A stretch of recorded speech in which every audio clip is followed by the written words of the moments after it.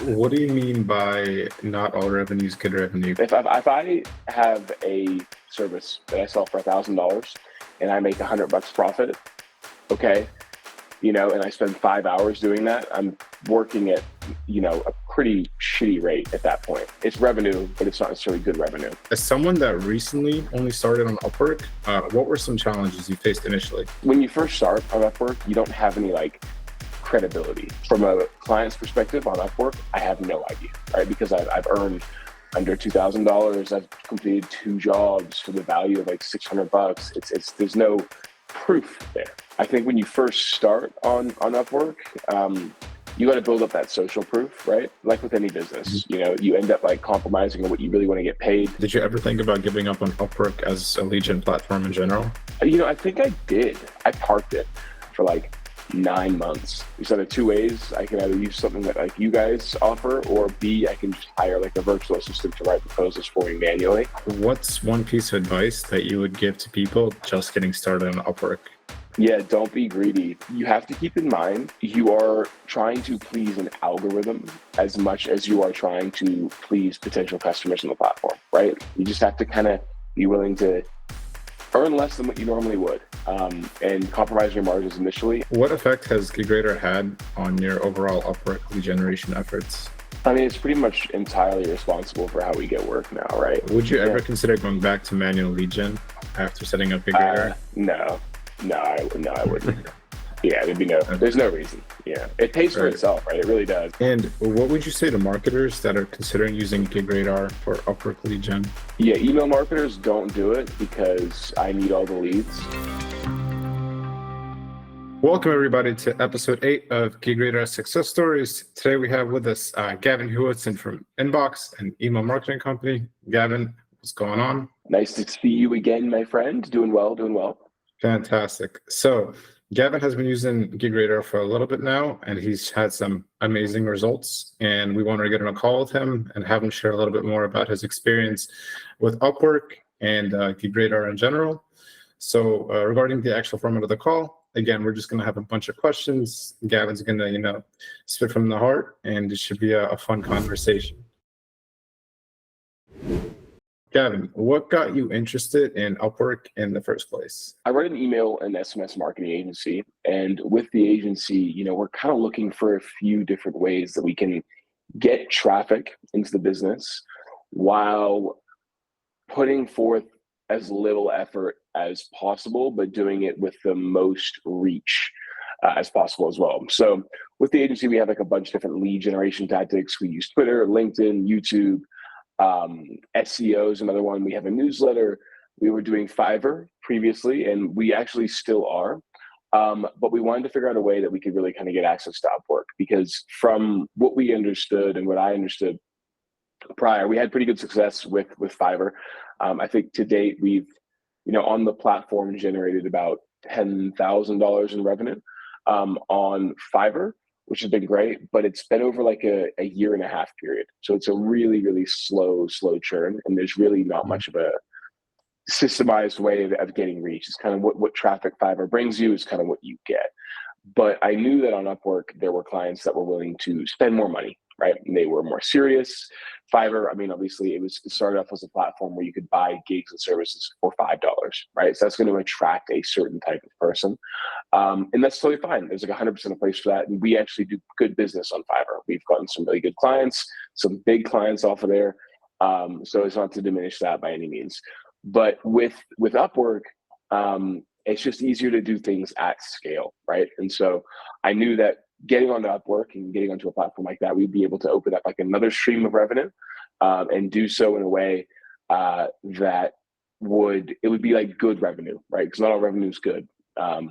And I knew we could have a profitable engine kind of running if we were able to really tap into Upwork as a platform overall. What do you mean by not all revenue is good revenue? Can you expand on that a little bit? Yeah, totally. So, I think when you're first starting out, and just in general, right? Revenue's vanity, profits what you want to actually be going for, depending on the stage of the business that you're in, right? But for what we are trying to do, we're trying to scale the business. So if I have a service that I sell for $1,000 and I make $100 profit, okay, and I spend 5 hours doing that, I'm working at, a pretty shitty rate at that point, but if I have another service that I sell for $200 and it takes me 20 minutes to fulfill, those are two different types of revenue, but one is significantly better than the other. And so what I found with Fiverr is, and honestly, like there's aspects of it within Upwork as well. There was just a lot of not good jobs that we were doing, jobs that were one-offs that would never lead to another type of opportunity, right? Like a lot of the work involves like auditing accounts, but you'd get accounts that would never be able to afford the actual service that we sell. So it's revenue, but it's not necessarily good revenue.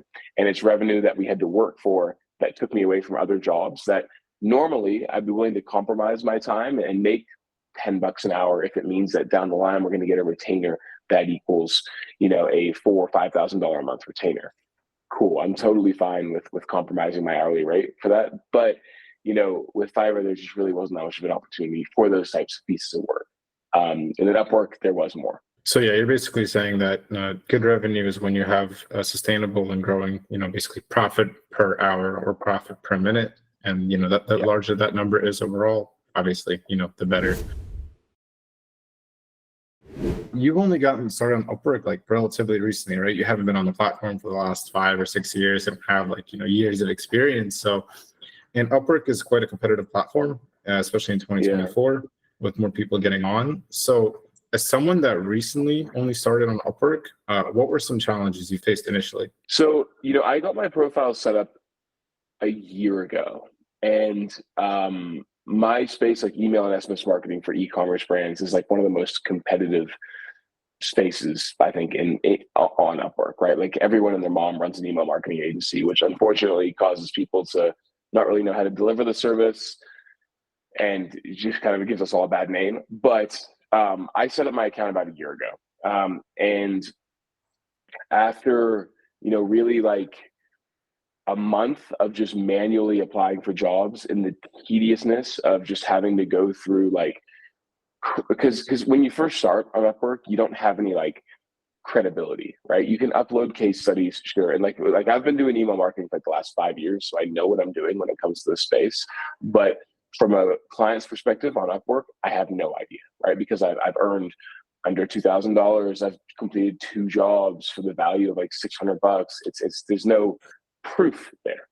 So when I first started, I was just overwhelmed by how much work I had to do to actually start building the profile up and start getting jobs that were good. So I think when you first start on Upwork, you got to build up that social proof, right? Like with any business, you end up like compromising on what you really want to get paid. When we first started Upwork, I think I was getting paid like $15 an hour, and then we just gradually, incrementally increased it by $5. Pretty much I would say every month we increased it by a $5 mark. And my actual hourly rates, like it ranges between like $150 and $200 an hour. So it's nowhere near what I would really be charging. But you're trying to build up that social proof, right? You're trying to build up that those case studies, all that kind of stuff. And so when I first started with Upwork, I just was so overwhelmed by how much work I had to do just to apply for these jobs consistently. So that's one aspect of it, right? Because then your hourly rate actually goes down even more because you're working. Yeah. And then the amount that I'd be getting paid for these jobs and the time it would take. Like it would take me 2 or 3 years to get to where I wanted it to be. Using like a manual process. And I guess as a follow-up question, did you ever think about giving up on Upwork as a lead gen platform in general? I think I did. I think I was just like, I think I always knew it was going to take like investment outside of just like writing proposals. And so what happened with me was, I think I had Fiverr, which just did its own thing. I had my, social proof that was LinkedIn and Twitter, and that was kind of bringing in traffic on autopilot.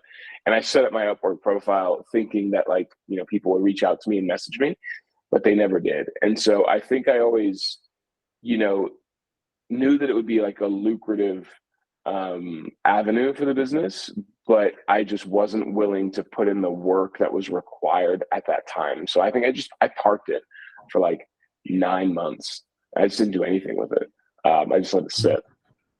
And yeah, I think I kind of just, and I was like, you know what, like there's either two ways. I can either use something that like you guys offer, or B, I can just hire like a virtual assistant to write proposals for me manually, which would cost me significantly more than what I'm currently paying. But yeah. I guess with that struggle initially, what's one piece of advice that you would give to people just getting started on Upwork? Yeah, don't be greedy. Just honestly, just like compromise so heavily on what you want to be paid, because when you first start, you like I said, like I was charging $15 an hour just to get those jobs across the line. And also you have to keep in mind, you are trying to please an algorithm as much as you are trying to please potential customers on the platform, right? Like the algorithm wants to see you completing jobs, right? It wants to see you completing jobs quickly and on time. It wants to see you getting good reviews. And you know, if you come into it being like, hey, I'm gonna try and sell my services for like 150, $200 an hour, and you have no social proof, but then there's other people who've been on the platform for like 3 or 4 years. So, I mean, some of them could be even longer, right? And they've made over $100,000, and they're willing to charge $80 an hour, and they have like from that, like there's a perceive, even if you are better, right? Like even if you have better case studies, you have better social proof, but you don't have it on the platform, Exactly. they're going to go for the other person. So you have to kind of like just go through that bad phase of being like, but here's the thing, right? Like you compromise on your margins, and let's say you make like $75 less an hour. That is no different from putting money behind ad spend, right? To get people into your funnel. So it's the exact same thing. You just have to kind of be willing to earn less than what you normally would, and compromise your margins initially, and then just trust in the process that eventually you'll be able to increase your rate as you get like more respect, more kudos, and you can kind of go from there. That's a good point, because really, like if we're talking about any lead generation platform, I don't know, paid ads, SEO, Upwork, cold outreach, like they're never going to be, making tons of money in the beginning. It's always going to be a struggle. And only after you iterate and put a lot of time into it, are you actually going to see some result, right? So regardless of what platform you choose, you're going to have to make that initial sacrifice, unless you get insanely lucky, which you probably shouldn't count on, right? In most cases. Yeah, totally. I mean, it's you have to look at like Upwork as like a mini business to your overall business. Now, if for me personally, like Upwork by no means makes up the entire part of like how we make money for the business, right? And I think in the future it might do eventually, but at the moment, like we're just passing, I think, the 7K mark in earnings, and it's been like three months of like aggressively pushing. So and in full transparency, like there's more revenue that's taking place outside of that as well, Sure. that's being generated from that. But yeah, I think it's just you have to look at it as though when you first start your business, you're working with clients that you normally don't want to work with. You just take what you can get. You're trying to build up a referral network, anything like that. Yeah, so just bite the bullet, I guess initially when you were doing manual lead generation and you realized how much of a pain in the ass it probably was, you realized like you needed some kind of alternative, and I assume you stumbled upon GigRadar, which obviously you did. So what effect has GigRadar had on your overall Upwork lead generation efforts? I mean, it's pretty much entirely responsible for how we get work now, right? Like, God, I don't even know how many. It's the whole thing, right? Like we're not outreaching for jobs manually. It is literally like it's just set and forget. I check the inbox every morning. We have a bunch of messages come in. I mean, I think every morning we'll have like 2 or 3 new leads come through. Now I want to stress, like, this is probably not going to be the same experience for everybody, right? Like for me, like I run like a business that specializes in email marketing, and we're like very specialized in email marketing, and we really, really, really know what we're doing. And I do think like we're probably one of the better agencies or professional service providers on the platform that specialize in this area. So I think people can recognize that as well. Like they can see how qualified we are. Like I have links to my YouTube channel. I have a whole lot of that kind of stuff going on.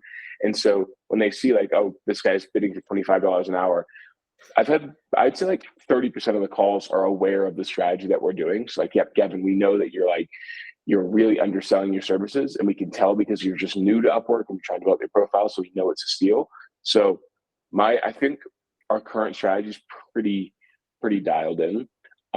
But it's entirely done through Upwork. Through GigRadar rather. And I guess it's a stupid question, but I do have to ask it anyway. Would you ever consider going back to manual lead gen after setting up GigRadar? No, I wouldn't. Yeah, there's no reason. Yeah, it pays for itself, right? It really does. Like it's like, the fees that GigRadar charge, make that back in like a week now. So it's like whatever. How many jobs have you been able to win since you set up GigRadar? God, I would say like we currently have 8 active. I would say like 25. Yeah. Yes, 25 currently. And then, obviously like it doesn't always end there. Sometimes it goes off platform as well. So, yeah. If we're talking like off platform, right? I mean, if we're talking about like the revenue there, right? Like what percentage of that is happening on the platform? And then like, what's that percentage happening off the platform? Is that like 20-80, 50-50, something like that? Because I'm assuming these guys are coming in on a retainer for a while, right? So it's like the ROI is insane, I assume. Yeah, I'd say it's probably like 50-50. I mean, like we'll get clients who jump on and like here's the thing, right? You can get a client that's only like pays you like for $200 for a project, and it leads to like, a $10,000 lifetime value customer, right? It's super. It's just when you first start, just say yes to everything. Like really say yes to everything. Don't get picky. Just obviously, as long as you can do a good job, be mindful that you're going to get a review after, right? But yeah, just say yes to everything. Over deliver. Yeah, I mean, you're starting a business. That's essentially what you're doing, right? Like it's a small aspect of your overall business, at least it is for me, but you just need to put your best foot forward.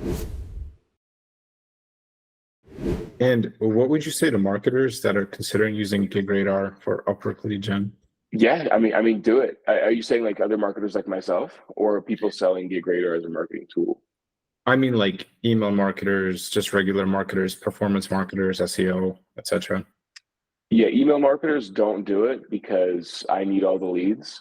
But regular marketers, like 100%, 100%. Yeah, like it's great. I mean, once again, like long-term vision.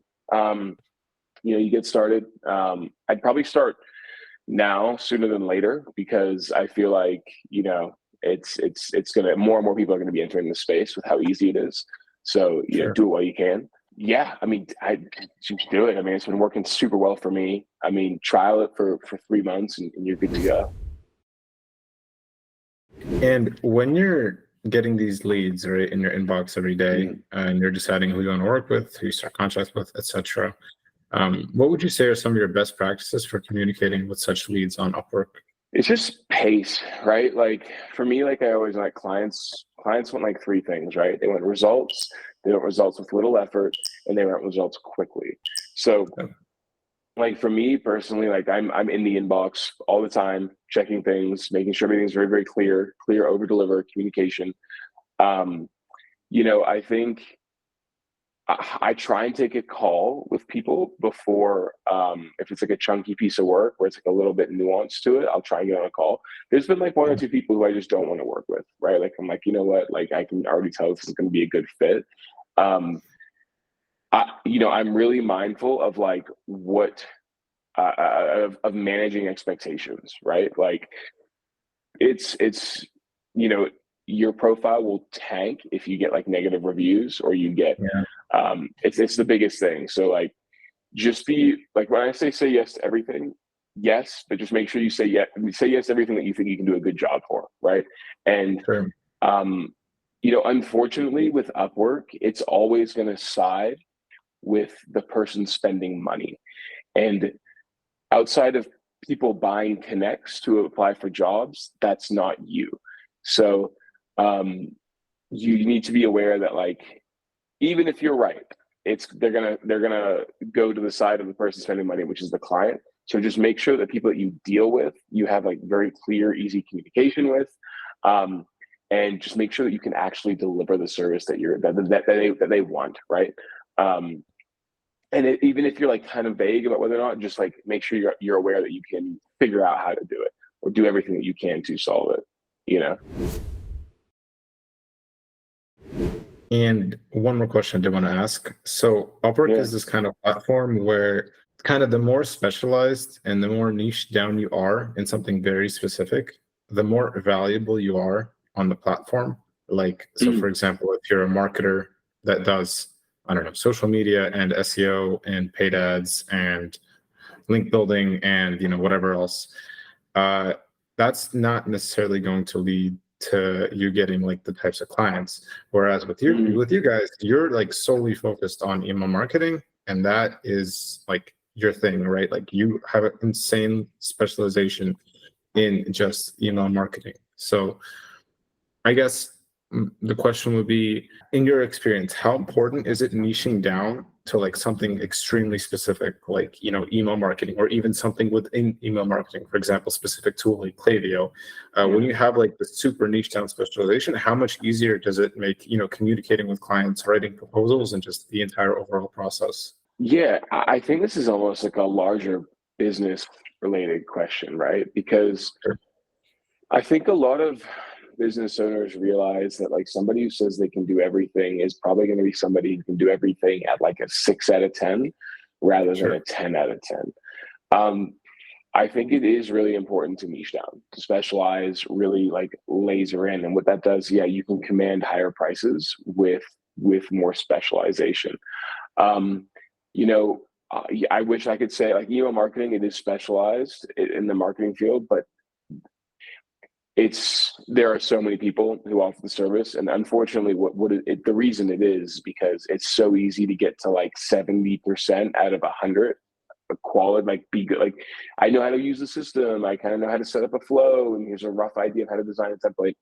What separates like experts is that extra 30% of difference between us, and really like crunching data, knowing what tech stack to implement, that kind of stuff. If you Mhm. can convey that in your proposals, awesome. When you said like writing proposals, like GigRadar does the whole thing for me. So I haven't written a proposal in like, God, but the whole time I've been on Upwork, except for like when I started like a year ago. But yeah, specialization is huge. I mean, it really is. And like clients like to see that, right? Like in every single one of my calls, I say, I run an email marketing agency. I don't do Facebook ads. I don't do SEO. I don't do Google ads. We do one thing and we do one thing really, really well. But, and this is a thing for marketers in general, I also really stress how we try and link up with the whole marketing channel. And this becomes like more of a general marketing business advice here. But what I've Mhm. seen clients really want, especially with clients that are doing over, 500K a month in revenue, is they don't want somebody who's just going to be siloed off to manage email, right? Because at a certain point, they can just hire someone full time to manage their email marketing, right? They want Yeah. somebody who's able to take a look at the data, filter that information back up to the marketing channel, and then take information from the rest of the marketing channel, i.e. your Google ads experts, really coordinate with them across the board and bring it back into your email marketing strategy. So I really just stress like, and that works really well for any marketer, right? Like if you can really entrench yourself into the business, even if you're niched down, interlink, become super connected in the business. And ultimately, from Sure. like a selfish perspective, hey, it works really, really well for the business because it makes sure that you're across the board.